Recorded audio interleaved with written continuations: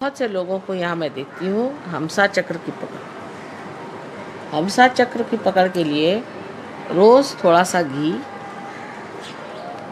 अच्छा घी बना करके और एक ड्रॉपर शीशी में रख लीजिए और उसको नाक में 2 बूंद ज़रूर डालना चाहिए। उससे हमसा चक्र साफ रहेगा, सारी ड्राइनेस चली जाएगी। खासकर जो लोग ड्राई है बहुत, उनके लिए फ़ायदे की चीज़ है। उससे आपका हमसा खुल जाएगा और आपको अच्छा लगेगा। जय श्री माता जी।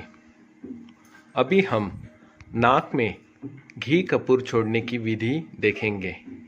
इसके लिए आपका जो बिस्तर है उस पे उसकी जो आखिरी वाला हिस्सा है वहाँ पे आप जाइए और धीरे धीरे आपकी नेक, आपकी गर्दन नीचे छोड़ दीजिए और इस पोजीशन में आपके पास जो कुछ है, घी की बोतल हो या ड्रॉपर में भरा हुआ घी कपूर हो, वो धीरे धीरे आपके नाक में ऊपर की हिस्से में छोड़िए।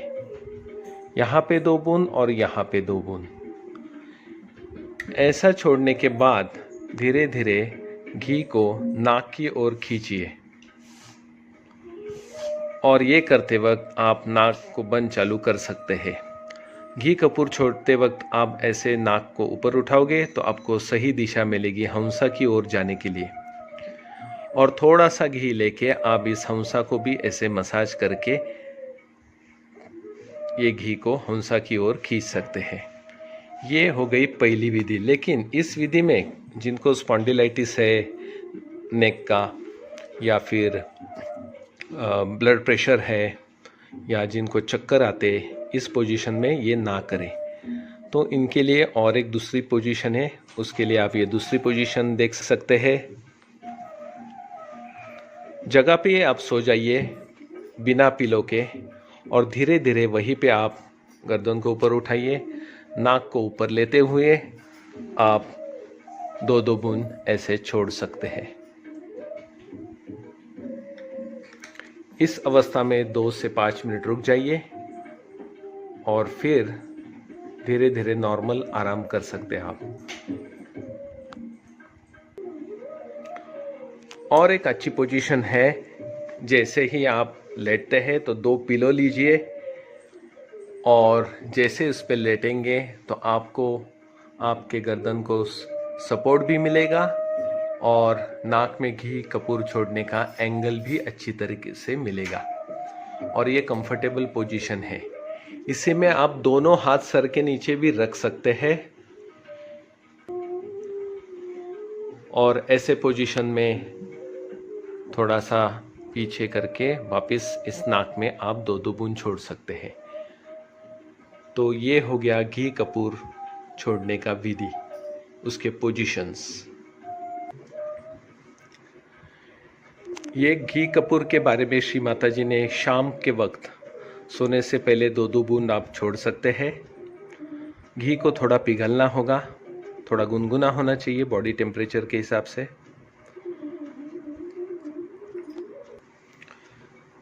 सर्दी के सीज़न में शाम को ज़्यादा ठंडी होने के कारण फिर आप दोपहर को इसको छोड़ सकते हैं।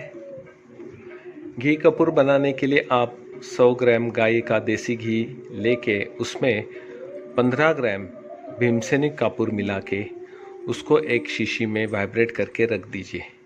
कांच की शीशी हो तो बहुत अच्छा रहेगा। घी कपूर को डेली छोड़ने की ज़रूरत नहीं है, अल्टरनेट डे आप उसको छोड़िए। हंस चक्र, आज्ञा चक्र, मूलाधार चक्र और विशुद्धि चक्र, चारों को इसका अच्छा फायदा होता है। अभी के इस अमृतवाणी में हमने सुना है कि अंदर की जो हंसा चक्र के अंदर जो सेल्स है, जो पेशियां हैं, वो ड्राई हो जाती है और उसके कारण साधकों को परेशानी होती है। तो उसकी ड्राइनेस निकालने के लिए जैसे हम शरीर को या हमारी त्वचा को क्रीम लगाते हैं और वैसे ही हंसा चक्र को हमको घी कपूर छोड़ना ज़रूरी है, ऐसा बताया है। याददाश्त रखने के लिए, विचार को कम रखने के लिए, सुबह मेडिटेशन को जल्दी उठने के लिए और संतुलन मेंटेन करने के लिए ये घी कपूर सारे सहयोगियों को परम पूज्य श्री माता जी ने ये ट्रीटमेंट करने के लिए बोला है। कपूर कृष्ण जी को भी, कृष्ण भगवान को भी प्यारा है, ऐसा एक रेफरेंस मिला है श्री माता जी के अमृतवाणी में। और साथ साथ शिव जी जो है उनको भी आरती के समय कपूर आरती की जाती है, जिसमें कर्पूर गौरवम करुणावतारम कहा है। कपूर ठंडा होने के कारण और हमारा जो एकादश रुद्र भी हंसा के ऊपर ही है, जहाँ शिव है, तो बॉडी भी ठंडी रहती है। तो इस गर्मी में भी और ओवरऑल हंसा चक्र को बैलेंस रखने के लिए सहयोगियों को ये करना ज़रूरी है। जैसे कि आपको पता है कि हर एक पौधे के जो रूट्स होते हैं वो ज़मीन में होते हैं और पौधा ऊपर रहता है, लेकिन मानव शरीर में ये पौधा उल्टा बोला है भगवद गीता में, ऊर्ध्वमूलम अधः शाखा, यानी जो मूल है, रूट्स है, वो ऊपर है और ब्रांचेस यानी शाखा नीचे है। इसीलिए घी कपूर जब नाक में छोड़ा जाता है तो वो मूल की ओर यानी रूट्स की ओर जाता है। आयुर्वेद ने भी कहा है कि नासा ही शिरोसो द्वारम, नाक ये सर का दरवाज़ा है और नाक में जो कुछ हम छोड़ते हैं वो डायरेक्ट सर की ओर यानी हंस चक्र, आज्ञा चक्र की ओर जाता है। तो आज से सब सहयोगियों से अनुरोध करता हूँ, विनंती करता हूँ कि श्री माता जी ने बताई हुई ये ट्रीटमेंट ज़रूर अपनाइए और अपना जो निर्विचार स्थिति है उसे बनाए रखें। जय